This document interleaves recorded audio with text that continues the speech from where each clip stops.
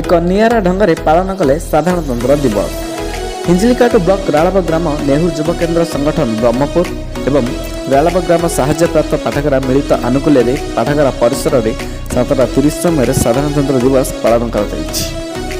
ଏହି ଉତ୍ସବରେ ଶ୍ରୀଯୁକ୍ତ ଟୁଲୁ ପରିଡ଼ା ଦୀପ ପ୍ରଜ୍ୱଳନ କରିଥିଲେ ଏବଂ ପୂର୍ବତନ ସଭାପତି ଶ୍ରୀଯୁକ୍ତ ଗଙ୍ଗାଧର ପରିଡ଼ା ପତାକା ଉତ୍ତୋଳନ କରି ନିଜର ସୁଚିନ୍ତିତ ବକ୍ତବ୍ୟ ପ୍ରଦାନ କରି ଯୁବକ ଭାଇମାନଙ୍କୁ ଉତ୍ସାହିତ କରିଥିଲେ। ଏହି କାର୍ଯ୍ୟକ୍ରମରେ ଡିସ୍କଭର ରାଳବ ଦ୍ୱାରା ପୂର୍ବରୁ ଆୟୋଜିତ ଅନଲାଇନ୍ ମାଧ୍ୟମରେ ସାଧାରଣତନ୍ତ୍ର ଦିବସ ଉପରେ ଆୟୋଜିତ ବକ୍ତୃତା ପ୍ରତିଯୋଗିତା ହୋଇଥିଲା। ସାଧାରଣତନ୍ତ୍ର ଦିବସରେ ସେହି 24 ଜଣ ପ୍ରତିଯୋଗୀଙ୍କୁ ମାନପତ୍ର ପ୍ରଦାନ କରିବା ସହ ଶ୍ରେଷ୍ଠ କୃତିତ୍ୱ ହାସଲ କରିଥିବା 7 ଜଣ ପ୍ରତିଯୋଗୀମାନଙ୍କୁ ମାନପତ୍ର ସହ ଗୋଟିଏ ଫୁଲଗଛ ପ୍ରଦାନ କରାଯାଇଥିଲା। ଏଥିସହିତ ରାଳବ ଗ୍ରାମ ବିଦ୍ୟାଳୟ, ପୋଖରୀ, ପାଠାଗାର ପରିସରକୁ ଏବଂ ଏକ ଷ୍ଟାଚ୍ୟୁ ସଫା କରାଯାଇଥିଲା। ଉକ୍ତ କାର୍ଯ୍ୟକ୍ରମକୁ ନେହେରୁ ଯୁବ କେନ୍ଦ୍ର ସଂଗଠନ ହିଞ୍ଜିଳି ବ୍ଲକ ସ୍ୱେଚ୍ଛାସେବୀ ନୀଳବଉଳ ପରିଚାଳନା କରିଥିଲେ।